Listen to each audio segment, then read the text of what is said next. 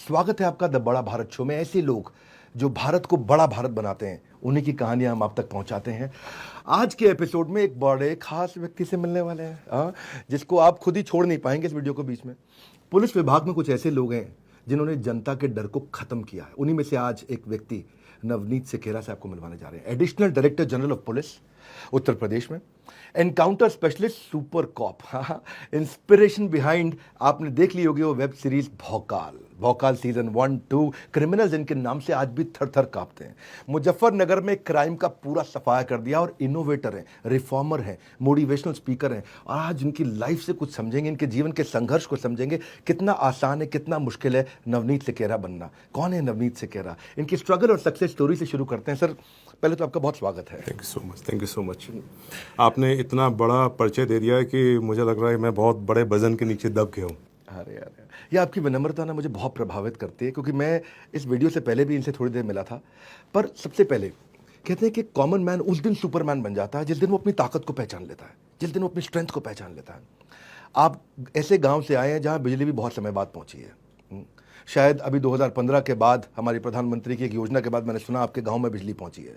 इतना स्ट्रगल आपने किया आपके गांव में, क्या कभी आपने सोचा था कि आप एक ऐसे सुपर कॉप बन जाएंगे? आपको अपनी स्ट्रेंथ का कब पता लगा? विवेक जी, ऑनेस्टली बताऊँ, जहाँ पे हम लोग जहाँ से आते हैं वहाँ पे बड़े ड्रीम्स देखे नहीं जाते।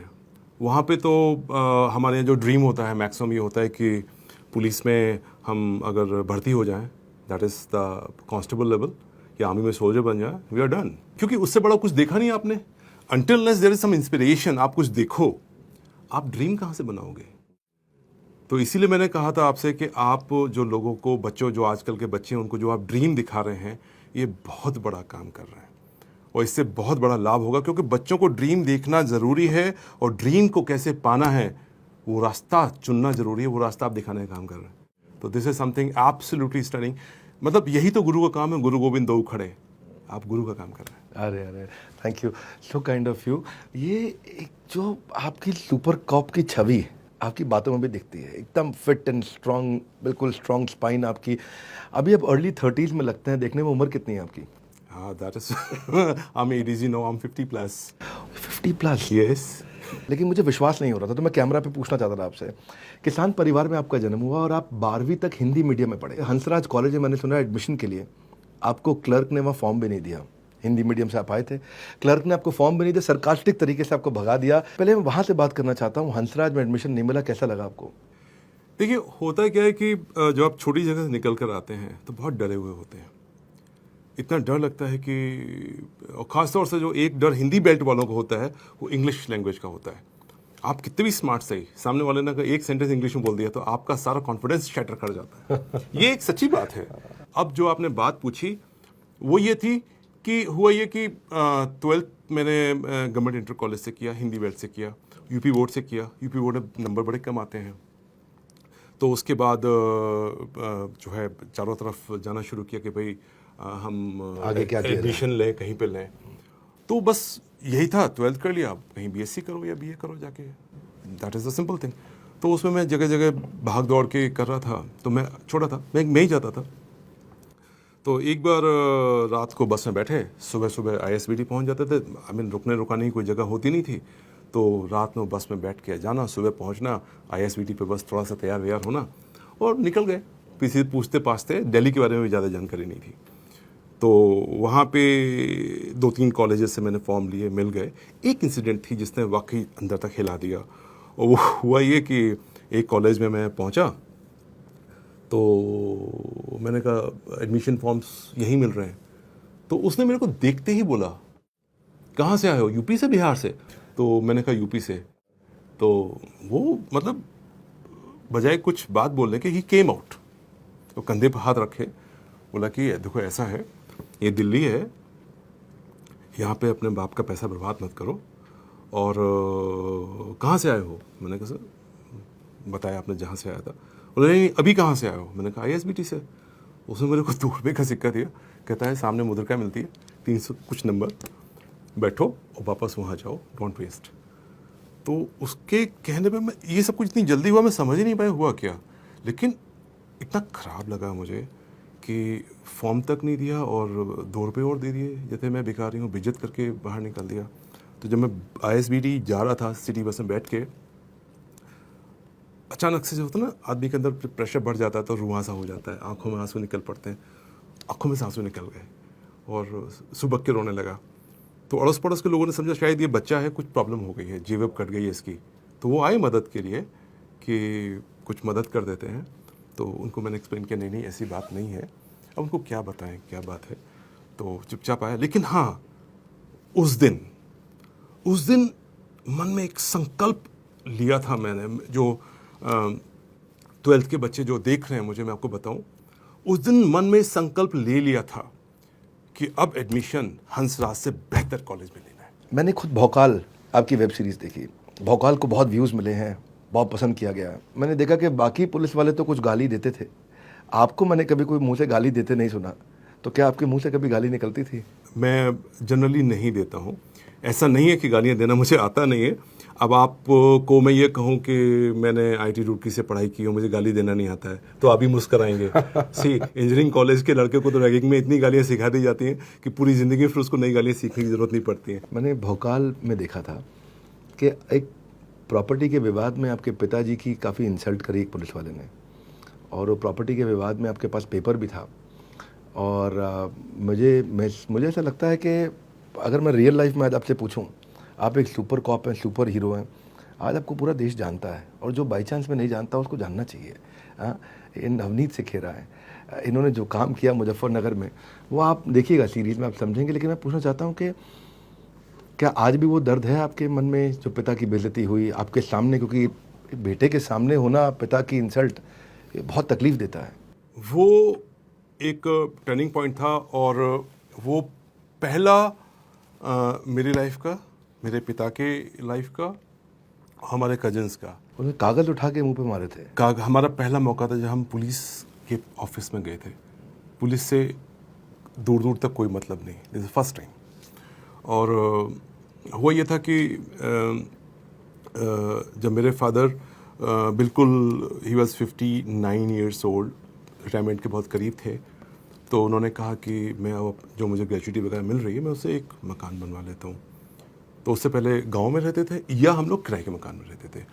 पूरा परिवार एक कमरे के मकान में रहा है। मेरी सारी पढ़ाई एक कमरे के मकान में हुई है, और इसीलिए मुझे रात में जगने की आदत है, क्योंकि दिन में शोर होता था, मैं रात में पढ़ता था। जब वहाँ पहुँचे तो it was not small piece, middle class family, गाँव देहात के लोग, और we were registered, everything was on paper, but the way rudeness जिसे कहते हैं पुलिस की, वो भी उनको सोचना चाहिए कि जो इंसान आया है उसके बच्चे साथ बैठे हुए हैं, कम से कम बच्चों के सामने तो इंसल्ट ना करो, ह्यूमिलेट ना करो।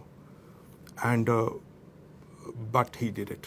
मेरे फादर जब बहुत मतलब जब काफ़ी उन्होंने बुरा भला बोल दिया, तो मेरे फादर ने बड़े उससे कहा कि सर, अगर आप मेरी मदद नहीं कर सकते। इनफैक्ट मैं आपको बताऊं, मुझे वर्बेटिम याद है, ऐसी इतना अपमान जो उसने किया, वो 10 मिनट मेरे जीवन में एक एक शब्द वर्बेटिम मुझे याद है कि उसने क्या बोला। मेरे फादर ने, मेरे सामने पिक्चर चलती है आज भी।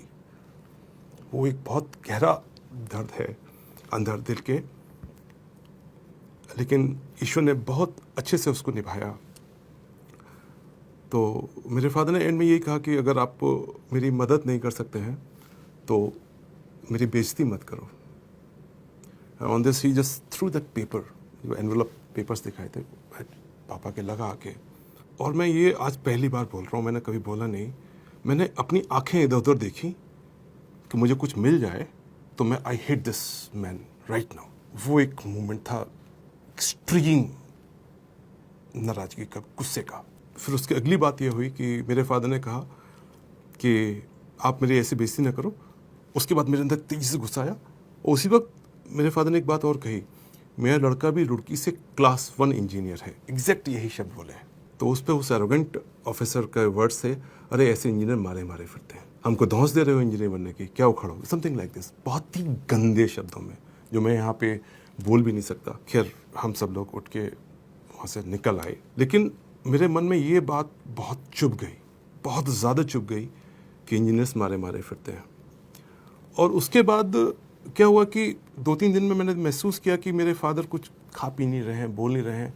और मेरी माँ ने मुझसे कहा कि नवनीत, ऐसा लग रहा है कि तुम्हारे पिताजी अब चलेंगे नहीं ज़्यादा। मैं हक्का बक्का रह गया कि, और सच बताऊं, उस दिन समझ में आया कि ड्रीम्स में और मेमोरीज में अंतर क्या होता है।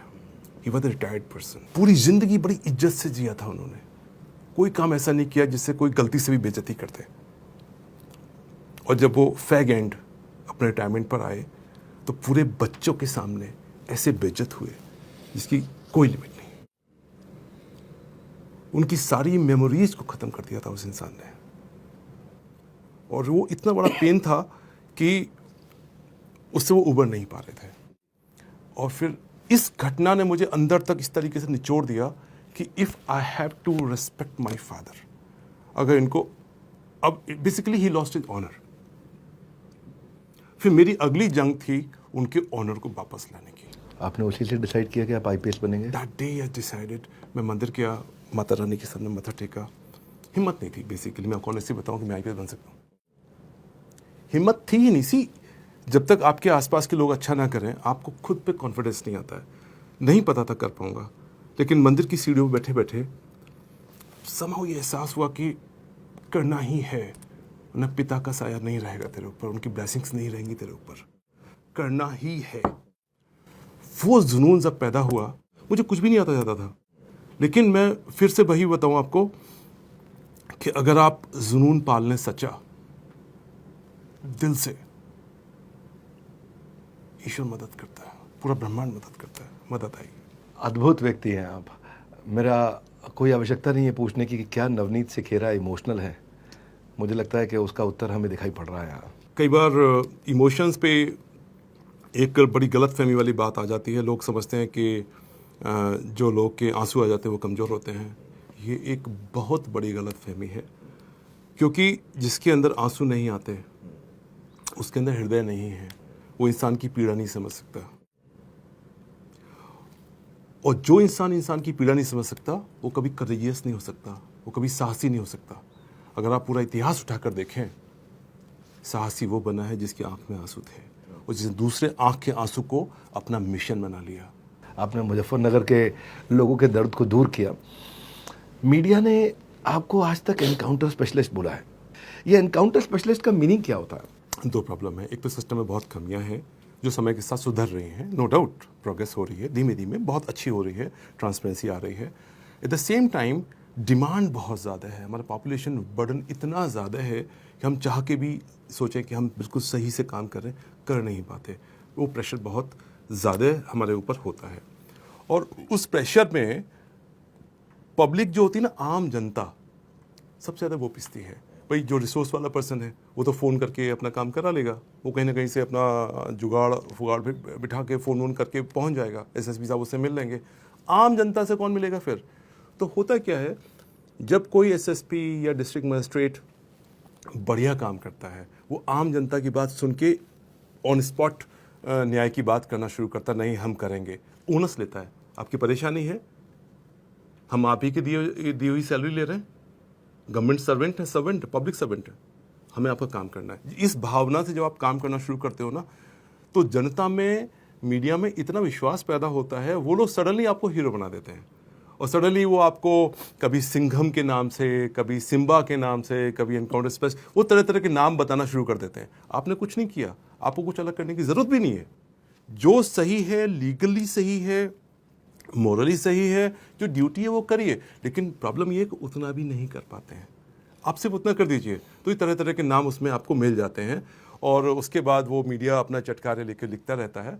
तो वो नाम मीडिया की देन होती है, उसमें आपका योगदान उतना नहीं होता जितना मीडिया का होता है उसमें योगदान। आपने इतने लोगों को, इतने आतंकवादियों को वहाँ, इतने सारे जो गड़बड़ किया आपने, साफ किया सबको। तो मैंने सुना कि आप एक्चुअली एनकाउंटर वाले आदमी नहीं है। आपके वॉश बेसिन में चींटी हो तो आप नलका चलाने से घबरा जाते हैं कहीं चींटी मर ना जाए। तो कौन है नवनीत सिखेरा, जो ऑन द स्पॉट गोली चलाता है, या चींटी की भी जान बचाने में जो इतना हेजिटेट करता है कि पानी ना चला दूं तेज, कहीं चींटी मर जाए? नवनीत सिखेरा कौन है? देखिए, ये बहुत ही जिसे कहते हैं ना कि ये सतही प्रश्न नहीं है, बहुत गंभीर प्रश्न है। और ये बात बिल्कुल सच है कि आज भी मैं कोशिश करता हूँ कि मेरे हाथ से एक इनोसेंट चींटी भी ना मरे। I mean that burden, that my sin, that will come back to me one day. I know, I understand that thing. एक इनोसेंट है, उसको अगर मैं हल्का सा बचा सकता हूँ, मुझे बचाना चाहिए, एक कर्म हमें करना चाहिए। लेकिन सर, वध तो भगवान ने भी किया था। कई बार ऐसी दुष्प्रवृत्तियाँ, ऐसी सिचुएशंस क्रिएट हो जाती हैं कि अगर आप उस अमुक का वध नहीं करेंगे तो 5-6 इनोसेंट और मारे जाएंगे। अब चॉइस आपके हाथ में होती है, एक तरफ एक एलिमिनेशन और दूसरी तरफ 5 लोगों की जान जो आप देख रहे हैं जा रही है। तब कई बार पैरामाउंट डिसीजंस लेने पड़ते हैं।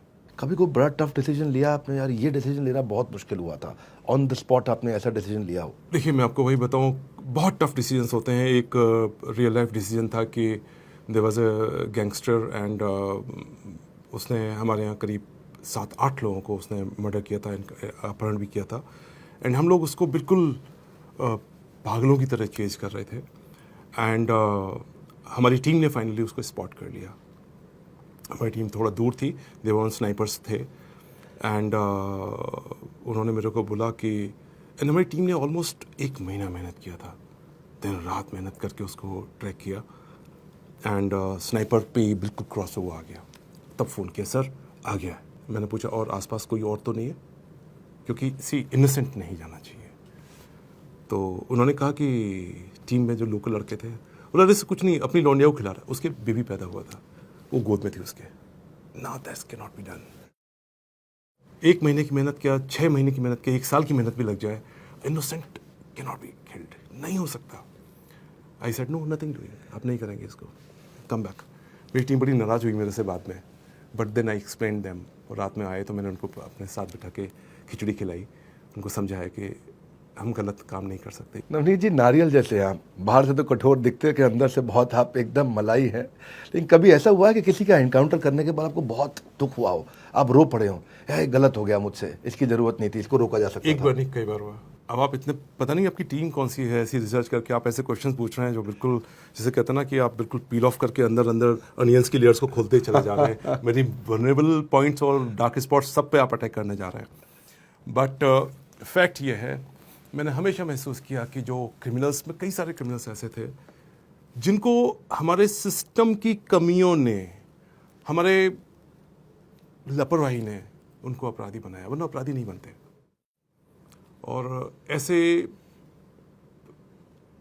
बाद में, लेकिन जब वो एक बार उस क्राइम में घुस गए तो निकलना बड़ा मुश्किल होता है। लेकिन कई मामलों में जिनको मैंने गौर से देखा, मैंने देखा गलती शायद कहीं हमारी थी।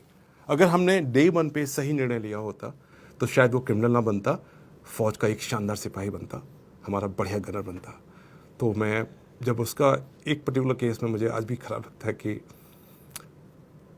उसके पास से ना, जब ये सब हो गया, उसके वॉलेट में से ना अपने भाई का फोटो था, भाई की यूनिफॉर्म पहन के फोटो खिंचवाया हुआ था। उसका भाई पुलिस में सिपाही था।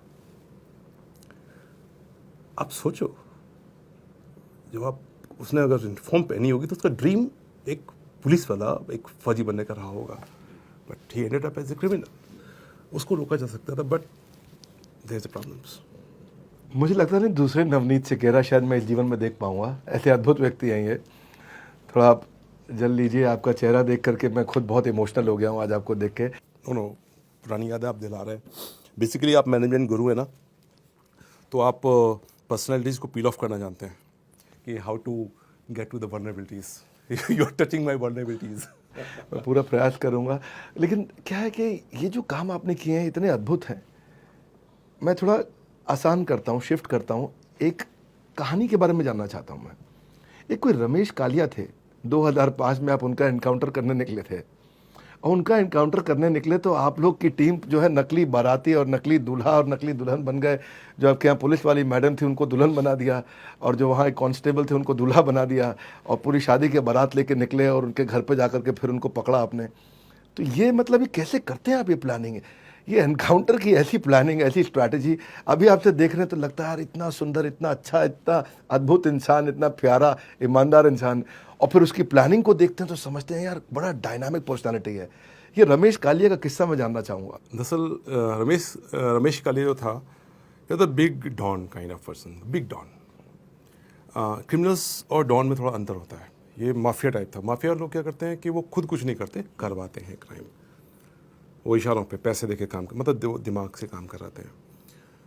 और इतनी बड़ी उगाही करता था ये, और कोई भी इसके अगेंस्ट कंप्लेंट करने के लिए तैयार नहीं था।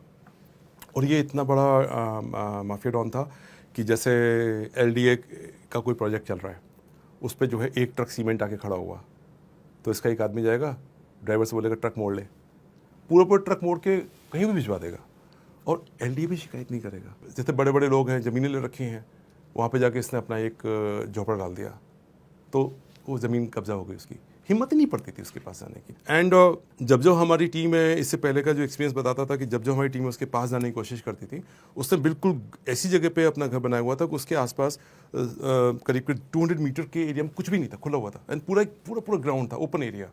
और वहाँ से भागने, जिधर भी आप, जैसे ही आप उसकी अप्रोच करोगे वो भाग जाएगा।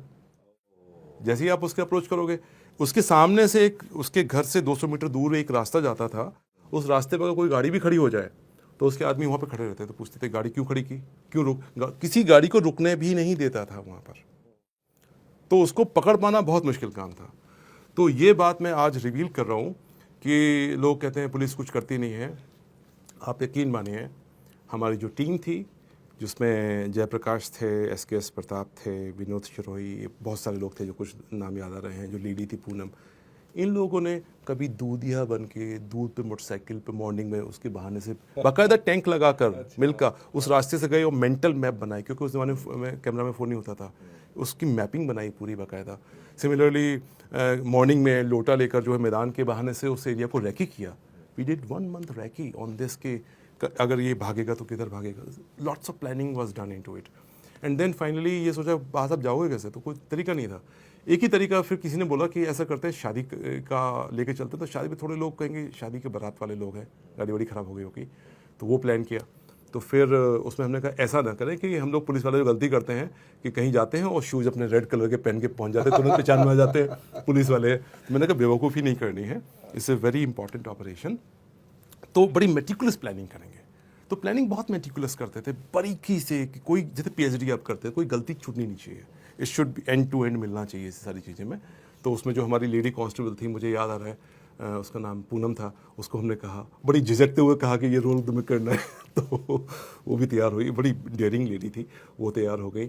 तो उसके बाद फिर एक उनको दुल्हन बनाया गया। हाँ, उनको प्रॉपर बाकायदा मेहंदी वेदी लगा के दुल्हन बनाया गया, ताकि सब पूरा जो हाथ में कुछ कड़ा बड़ा होता है, पूरा प्रॉपर पंडित जी को बुला के हमने पूरा गेटअप तैयार किया उनका, ताकि कहीं किसी को डाउट ना हो। वो जो पेपर होते हैं ना, राहुल वेट्स फला करके जो होता है, वो भी गाड़ी पे चिपकाए गए थे। वो पुरानी सी गाड़ी ली थी, जिससे कि मारुति टाइप गाड़ी थी, जिससे लगे कि गाँव की शादी है।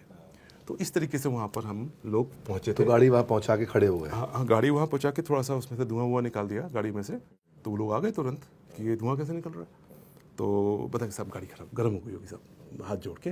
और ड्राइवर भी हमने बिल्कुल मरा हुआ सा रखा था, जिससे डाउट ना हो उनको, सब 2 मिनट दो, हम अभी संभाल लेते हैं।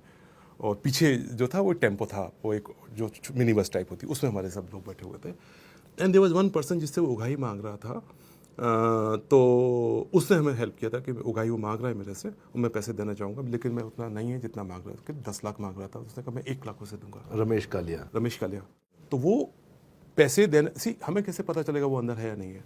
सो उसने बातचीत करके सेट किया था, मैं पैसे देने आ रहा हूँ। तो जब वो पैसे देने अंदर गया हुआ था, उसी वक्त हमारी गाड़ी वहाँ पर पहुँची हुई थी, और उसकी जेब में हमने एक फ़ोन, क्योंकि तब छोटे छोटे फ़ोन आते थे नोकिया के, तो वो फ़ोन डाल दिया था, जिससे कि जो भी कम्युनिकेशन अंदर हो रहा है वो हमारी टीम सुनती रहे। And we wanted to nab him, पकड़ना था। Original idea was to nab him only, क्योंकि उसको पकड़ना ज़रूरी था, क्योंकि दिन का ऑपरेशन, चारों ओर सब लोग देख रहे हैं, we can't open fire like this. तो criminal can do that, we can't do that, we are responsible person, हमारी जिम्मेदारी है। तो उसमें हुआ ये कि उससे जो बातचीत हो रही थी हमारे बंदे सुन रहे थे। तो पहले उसने खूब गाली गलौज दी, और 1 लाख रुपए, चूंकि इतना कम अमाउंट था, उस पर उसने बहुत ज़्यादा गाली गलौज दी, और कहा कि मैं देते हुए कुछ बोलते हुए यही तुझे मार दूंगा, तेरा दिमाग खराब कुछ, और दम से फायर मार दिया। हमारी टीम ने सुना फायर, एंड दे थॉट कि हमारे बंदे को गोली मार दी। That was the panic situation, अब क्या करें। तो वो तुरंत जो है गुलदस्ते होते हैं ना बड़े बड़े फूल, उनके AK-47 के ऊपर गुलदस्ते सजाए हुए थे टीम ने। Then they charge on them. जब हमारी टीम ने चार्ज किया तो चूंकि डिस्टेंस 100-200 मीटर था, they saw it somebody is charging, then there was open fire, broad day light, and this firing continued for around good 10 minutes. काफ़ी firing हुई and उस फायरिंग में जो है we were very well prepared. हमारे सब लोग, everyone, all of us were in bullet proof jackets, proper full jackets, complete jackets में थे। और साफे के नीचे हमारे हेलमेट्स जो बेल्ट होती है वो लगा रखी थी। तो it was a grand success. और उसके बाद उसका फ़ायदा ये हुआ कि उसके बाद लखनऊ में कोई माफिया क्रिमिनल का उधर आने का हिम्मत नहीं पड़ता था, क्योंकि जब डॉन ही चला गया तो फिर बाकी कोई क्या करेगा जाके। तो पब्लिक को बहुत राहत मिलती थी, उससे सुकून मिलता था, पब्लिक चैन से सोती थी। कई बार वो लोग आके बताते थे कि सर अब हम चैन से सो रहे हैं, तो अच्छा लगता था। इट गिव्स नो किक मिलती है आपको कि हाँ चलो मैं जो तनख्वाह ले रहा हूँ मैं उसको मतलब निभा रहा हूँ। आपका करियर लगभग 26 साल का हो गया है। हाँ ऑलमोस्ट। ये 26 साल के करियर में अब आपने मतलब बहुत सारे इस तरह के लोगों को साफ किया है, हमने देखा समझा, आपके करियर के बारे में मैं पढ़ रहा हूँ, समझ रहा हूँ। क्या कभी कुछ ऐसा भी हुआ नवनीत सिकेरा की लाइफ में कि उनको लगता है कि यार मुझसे ये गलती हो गई, ये नहीं होना चाहिए था, ये मुझसे बड़ी भारी भूल हो गई है? कोई ऐसा किस्सा आपको याद आता है जो आपको लगता है कि आज भी आप महसूस करते हो? पुलिस की लाइफ में ना वेरीड एक्सपीरियंस आपको मिलते हैं। और मैं कभी अकेले बैठ के मैं सोचता हूँ तो मुझे लगता है कि ज़्यादातर काम मैंने सही किए, लेकिन कई बार मैंने गलती की जोश में आके, तैश में आके। और एक गलती मुझे याद है आज भी। मैं यंग ऑफिसर था, बिल्कुल young, and it was a real hot chase. मैं अपने सब इंस्पेक्टर के साथ, हमारी टीम के साथ दौड़ रहे थे हम लोग, और दौड़ते दौड़ते अचानक एक स्पॉट पे जाके जो ऑफेंडर थे 2 गायब हो गए, एकदम से गायब हो गए। तो सब लोग एकदम से, अचानक कैसे गायब हो सकते हैं, क्योंकि किसी भाग रहे हैं तो कहीं तो दिखोगे ना, ब्रॉड डे लाइट है, शाम का समय है, मतलब रात भी नहीं है, दिखना चाहिए। वहाँ पे एक स्टेयरकेस था, सीढ़ियों ऊपर जा रही थी। तो चूँकि हम लोग भाग के आए थे, सांसें भी फूली हुई थी और हॉट चेस था, तो वहाँ पे सीढ़ी के पास एक कोई नीचे छोटा दुकानदार, उसकी एज रही होगी 50-55, मुझे आज भी याद है उसकी शक्ल। तो उससे मैंने पूछा थोड़ा सा धमकाते हुए, ओए तूने किसी को देखा जाते हुए? तो उसने बैठे बैठे जवाब दिया। तो हमारे किसी को कांस्टेबल ने कहा खड़े होकर बात कर, तो बेचारा खड़ा भी हो गया। It was a very poor fellow. तो मैंने उससे भी पूछा, मुझे अच्छे से याद है, कि किसी को ऊपर जाते हुए देखा? तो उसने कहा कि नहीं, हमें कुछ नहीं पता। And I lost my temper, और जोर से चांटा मार दिया मैंने उसको।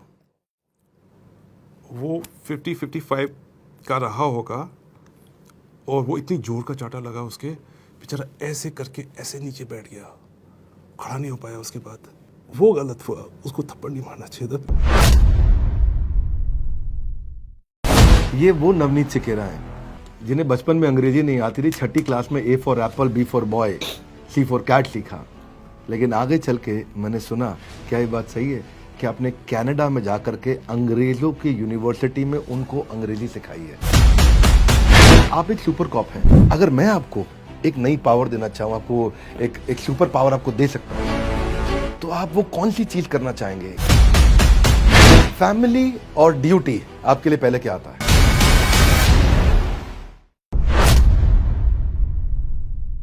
एक अच्छी बात आपके बारे में सबको और बताना चाहता हूं, बहुत सुंदर बात, कि आपने महिलाओं के लिए बहुत काम किया, और महिलाओं के लिए आपने इतना काम किया कि आप एक रिफॉर्मर भी हैं।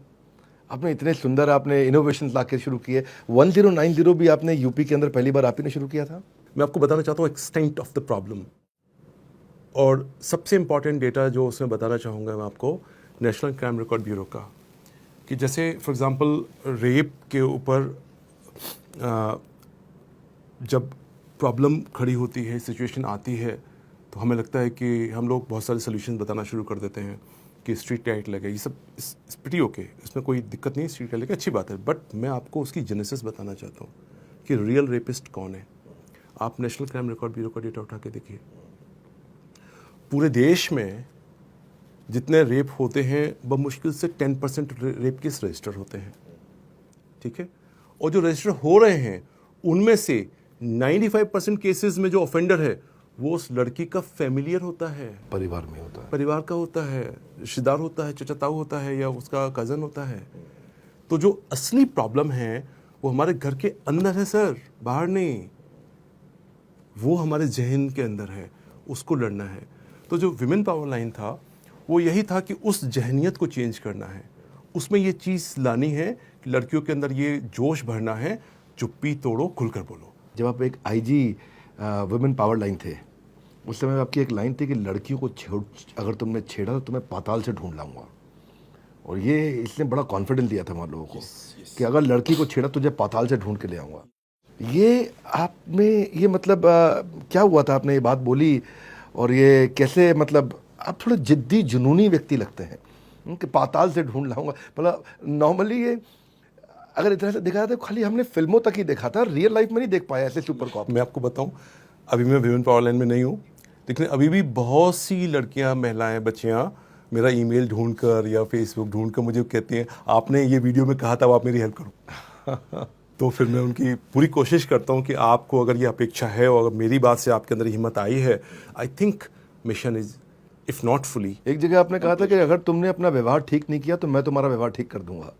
नहीं, सी देखिए, मैं आपको एक थोड़ी सी अलग बात बताना चाहता हूँ कि होता क्या है, लड़की पहली बार जब तक वो 10th 12th में है तब तक उसको इतनी दिक्कत नहीं आती है, लेकिन जब वो पहली बार सिटी बस में बैठती है ना, जब कॉलेज जाती है, प्रॉब्लम तब शुरू होती है। और होता है उसमें भी क्या है कि लड़की को बचपन से सिखाया गया है तुम्हें टॉलरेट करना, इग्नोर करना है, तो जब लड़का खड़ा होके पीछे से कमेंट मारता है तो वो सिर्फ इग्नोर करती है। फिर लड़का पास आके खड़ा हो जाता है, उसकी सीट के पास आके खड़ा हो जाएगा, तो जब वो पास आके खड़ा हो जाएगा तो वो और ज़्यादा सकचा जाएगी, चुप हो जाएगी। जब वो फिर बिल्कुल सर पे खड़े होकर कमेंट मारेगा तो फिर वो विंडो से बाहर देखेगी, क्योंकि उसको सिखाया हमने ये है कि टॉलरेट करो, इग्नोर करो, टॉलरेट करो। सो अब आप देखो, क्राइम प्रोग्रेस कर रहा है ये धीमे धीमे करके, क्राइम एकदम से नहीं हो रहा है, और उस लड़के को रोकने वाला कोई नहीं है। तो विमेन पावर लाइन जो काम करता था वो उसको जो स्टेपिंग स्टोन होते, जब आप प्रोग्रेस कर रहे हो क्राइम की ओर जा रहे हो, किया नहीं है आपने, तब रोकते थे। So basically the idea was to prevent the crime, कि आप करोगे तो हम आपको फिट कर देंगे, आपको हम करने नहीं देंगे क्राइम, वो आपका रिकॉर्ड हमारे पास है। एंड अगर आप हमारे रिकॉर्ड में आ गए तो आपको जॉब नहीं मिलेगा, आपको पासपोर्ट नहीं मिलेगा, आपकी ज़िंदगी क्यों बर्बाद कर रहे हो भाई, फोकस करो पढ़ाई लिखाई पर। आपके बारे में एक और ख़ास बात जो शायद लोगों को नहीं पता होगी, ये वो नवनीत सिकेरा हैं जिन्हें बचपन में अंग्रेजी नहीं आती थी, 6ठी क्लास में A for apple, B for boy, C for cat सीखा, लेकिन आगे चल के मैंने सुना, क्या ये बात सही है कि आपने कनाडा में जाकर के अंग्रेज़ों की यूनिवर्सिटी में उनको अंग्रेजी सिखाई है? वो बाई चांस था, ऐसा नहीं है कि मैंने उनको इंग्लिश लिटरेचर वगैरह पढ़ाया हो, वो तो लोग बढ़ा चढ़ा देते हैं, ऐसा नहीं था। हुआ ये कि ISB का एक्सचेंज प्रोग्राम आप जानते हैं होता है, तो मैं वहाँ पर टोरंटो में था, तो मेरे पास काफ़ी टाइम फ्री होता था, सिर्फ 2 दिन क्लास होती थी, बाकी टाइम फ्री होता है, एक्सचेंज में तो 2 क्लासेस होती हैं। तो मैंने एक दिन देखा कि वहाँ पर $50 पर आवर करके GMAT ट्यूटोरियल्स चल रहे हैं, तो मैंने कहा टाइम फ्री है और $50 ही मिल जाएंगे, पढ़ा लेते हैं। तो मैं वहाँ पढ़ाना शुरू कर दिया। तो I used to teach maths, जिसको वहाँ क्वांट बोलते हैं। मैथ्स मेरा अच्छा था, बचपन से अच्छा था, तो मैं मैथ्स पढ़ाता था, मैथ्स में कंफर्टेबल था, मैथ्स में पढ़ाता था। फिर क्या हुआ, एक दिन वहाँ पे जो मेरे बाद जो बर्वल पढ़ाता था, इंग्लिश लैंग्वेज पढ़ाता था, वो टीचर आया नहीं। उसका मैसेज आ गया कि उसको नहीं आना है, I mean he was stuck up somewhere. तो अब जो वहाँ पे जो लोग थे मैनेजमेंट वाले, वो लोग मेरे पास आए कि सर बड़ी दिक्कत हो गई है, can you teach them English, can you take 1 more class. मैंने कहा कि of the same subject maths, बोले नहीं इंग्लिश। मैंने कहा सवाल ही नहीं पता होता। मैंने अपनी बेइज्जती थोड़ी करानी है अंग्रेजों के सामने इंग्लिश पढ़ा के। तो देन द लेडी परस्यूड मी कि आप जैसे भी हो 1 घंटा पढ़ा दीजिए उनको। तो मैं थोड़ा सा स्ट्रेस में आ गया। फिर मैंने सोचा कि अब इतना रिक्वेस्ट कर रहे हैं ये लोग तो पढ़ा देते हैं। तो फिर मैंने बुक्स पढ़ी, जो मैंने जीमेट 1 साल पहले दिया था, तो मुझे अच्छे से आइडिया था ही। मैंने जो है फटाफट कुछ पढ़ा। और एक चीज़ बताता हूँ मैं आपको IITs के बारे में। IIT के लड़के ज़्यादातर जो मैथ्स में स्ट्रांग होते हैं ना, वो इंग्लिश में मैथ्स की तरह पढ़ते हैं, बिल्कुल कट टू कट पढ़ते हैं। तो जो मैंने उनको क्लास लिया, पढ़ाया, तो ग्रामर्स का मैंने उनको पढ़ाया, तो मैथमेटिकल तरीके से समझाया उनको। पता चला मुझे जो प्रॉपर टीचर था उससे अच्छा फीडबैक मिला मेरे को कि भाई ये तो ऐसे इंग्लिश पढ़ाई जानी चाहिए। तो उसके बाद फिर मैंने अपनी माँ को कॉल किया और मैंने माँ को फ़ोन किया कि मम्मी आज तो मैंने जो पढ़ाया ना, आज तो अंग्रेजों को मैंने इंग्लिश पढ़ा दी। और मेरी मदर इतनी एक्साइटेड हो गई, बोले थैंक यू वेरी मच। वो इतना ही बोल पाए। बहुत तो अच्छा लगा वो। बहुत सुंदर। वैसे तो आपने आगे चल के, मेरे को लगता है, मैं सुना आपने हार्वर्ड में भी अपनी मोटिवेशनल स्पीच दी है जा करके। पर मैं आगे चलना चाहता हूँ कि आप लोगों को मोटिवेट करने का मौका छोड़ते नहीं। अपने ट्वीट के थ्रू भी आप ट्विटर पर इनको फॉलो करिएगा, एक्सरसाइज करते हुए आप डालते हैं। मैं सुना आपको एक दफ़ा स्लिप डिस्क हो गया और डॉक्टर ने मना कर दिया, हिलना डुलना नहीं, और थोड़े दिन बाद आप 100 किलो का बेंच मार रहे हैं जिम में जाके। तो क्या बहुत जिद्दी व्यक्ति हैं? एक तरीके का ये मेरे अंदर जुनून है, मतलब जो चीज़ करनी है। और मेरा पक्का यकीन है कि अगर आप कुछ करने का ठान लेते हैं ना, तो रास्ता निकल आता है। मैं बड़े बड़े सच्चे दिल से कह रहा हूँ, मैं आपको बता रहा हूँ, आप ठान लीजिए ये करना है तो उसका रास्ता निकल आएगा। कोई ना कोई रास्ता होता है, क्योंकि ये मेरा मानना है। अगर प्रॉब्लम है, मैथ्स का मैं स्टूडेंट रहा हूँ, तो मैथ्स की प्रॉब्लम तब बनती है जब उसका सोल्यूशन होता है। मैथ्स की प्रॉब्लम तब नहीं बनती जो इसका कोई सोल्यूशन ही ना हो। इनफैक्ट जो प्रॉब्लम बनाता है पहले सॉल्व करता है उसको। तो जब भी आप क्वेश्चन करते हैं तो मन में रखें इसका सोल्यूशन तो है ना, आप ढूंढ नहीं पा रहे, आपको दिख नहीं रहा। यहां से एक लाइन मुझे याद आई कि जब मैं सिविल्स की तैयारी करता था, तो मैंने एक अपने रूम के में अपने आप को मोटिवेट करने के लिए रूम पे एक 4 लेटर का एक्रोनिम लिखा हुआ था। उसका नाम था एक्वा, AQAW, और उसका फुल फॉर्म होता था एनी क्वेश्चन फ्रॉम एनीवेयर। आप ले आइए, सी क्वेश्चन है तो सोल्यूशन तो है ही। क्वेश्चन तब बना जब सोल्यूशन था। तो आपको दिख नहीं रहा है तो दिखेगा, लगे रहो, दिखेगा। हाँ, दिखेगा पक्का।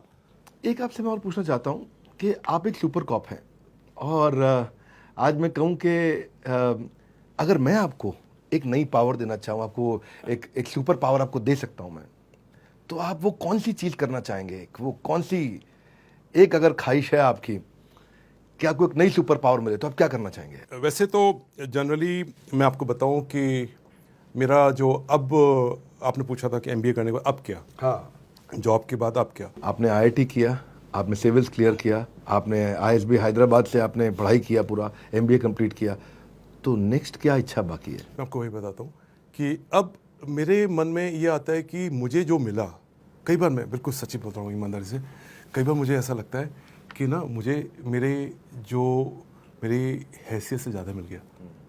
मतलब बाकी और भी तो लोग हैं ना, सबको मिलना चाहिए। तो कई बार लगता है कि, और दूसरी चीज़, हमें लगता है कि हमारा समाज ख़राब है, करप्शन है, बेईमानी होती है एग्ज़ाम में। सर, उसके बाद भी आप यहाँ तक पहुँचे हो तो कहीं ना कहीं ईमानदारी होगी। मेरे पास तो कोई जग था नहीं, मेरे पास तो कोई पौवा था नहीं, फिर भी मैं यहाँ तक पहुँचा हूँ। तो इसका एक बहुत बड़ा क्रेडिट है कि हमारे समाज का जो सिस्टम है बड़ा मजबूत है, बड़ी आशाओं पे लेके चलता है। तो अब ये मन करता है कि उन आशाओं में दोबारा से पानी डाला जाए।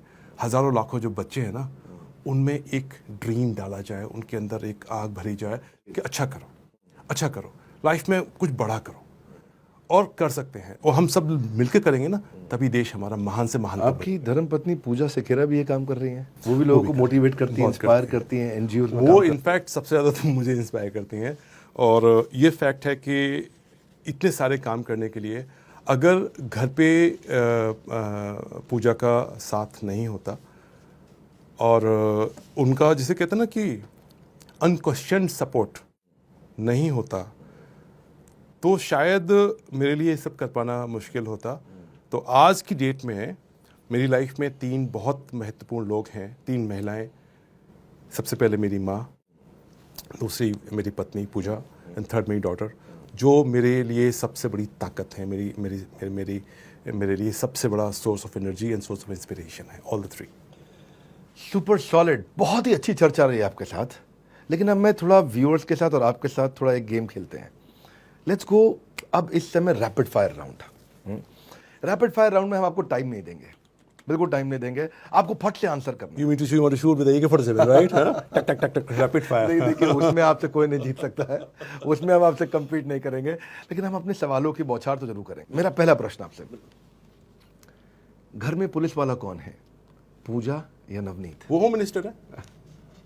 अच्छा, होम मिनिस्टर है, जो सारी पुलिस कंट्रोल करते हैं। सारी पुलिस उसमें काम करती है। मुजफ्फरनगर में अपने क्राइम खत्म किया, क्या नवनीत सेकेरा को डर लगता है? मुजफ्फरनगर क्राइम खत्म मुजफ्फरनगर की जनता ने किया, मैं वहाँ पे था उनके साथ, लीगली लॉफुली उनके साथ लड़ा, और उन लोगों का साहस था मुजफ्फरनगर के लोगों का। मैं सच बता रहा हूँ कि मुजफ्फरनगर के लोग मेरे यहाँ कभी भी आते हैं, बिना चाय पिलाए नहीं भेजता। इतना प्यार है मुझे, कर्मभूमि मुझे उन्होंने पहचान दी, प्यार दिया, अपने अपने लाडले जैसा प्यार दिया। तो मुजफ्फरनगर का तो मैं जिसे कहता हूँ ना, वहाँ से ज़र्रे ज़र्रे का मैं एहसानमंद हूँ। मुजफ्फरनगर ने बहुत प्यार दिया। मुजफ्फरनगर क्राइम वहीं के लोग मिटा सकते थे, उन्हें सिर्फ एक सहारे की ज़रूरत थी, वो सहारा मैंने दिया। वाह, वेरी नाइस। आप में ये फियरलेसनेस कहाँ से आती है? आपकी फियरलेसनेस, निडर है आप, सोर्स क्या है? जगह बताइए, आपने जब जन्म लिया था आपने तय किया था कहाँ जन्म लेंगे? नहीं ना। आप कब आपका आखिरी डे होगा आप तय कर रहे हैं? नहीं ना। दो बिंदु हैं, ये भी अनसर्टेन, ये भी अनसर्टेन, बीच में सर्टेनिटी क्यों ढूंढ रहे हैं सर आप फिर? नहीं मिलेगी ना। ये गलत फहमी है, मिथ्या है। किस बात का डर सर? हम लोग सिर्फ कस्टोडियन हैं यहाँ के, एक दिन सब आए हैं, सब ने जाना है, नो टेंशन। ऐसे आपने बता दिया आप हार नहीं मानते हैं, लेकिन फिर भी ये आज की स्टेट है, क्या आपने पहले कभी गिव अप किया? मुझे नहीं लगता मैंने कभी गिव अप किया। फैमिली और ड्यूटी आपके लिए पहले क्या आता है? See I would like to have a balance in that. कई बार मैंने फैमिली को आगे रखा, कई बार मैंने ड्यूटी को आगे रखा। अब मेरे बच्चे का एग्ज़ाम है तो मेरे लिए फैमिली फर्स्ट, क्योंकि वो लम्हा दोबारा नहीं आएगा। और ड्यूटी में कई बार सिचुएशन आती है कि आपको ड्यूटी है, तो it's a tough call. Many times दोनों में से एक कॉल लेना मुश्किल पड़ जाता है, और जब बिल्कुल नेक टू नेक फाइट होती है तो शायद मैं ड्यूटी को चला जाता हूँ, because that is my bread and butter. और मैंने ओथ ली हुई है, तो ओथ को नहीं तोड़ना चाहिए, ओथ को नहीं तोड़ना चाहिए। जो शपथ आपने ली है ना, दिल से मानना चाहिए उसको। लवली। नवनीत सेखेरा, पूरा देश आपको जानता है कि आप एक ईमानदार अफसर हैं, पर क्या आपने कभी झूठ बोला? झूठ तो बोला, कई बार बोला, और झूठ तो हमारे कृष्ण ने भी बोला।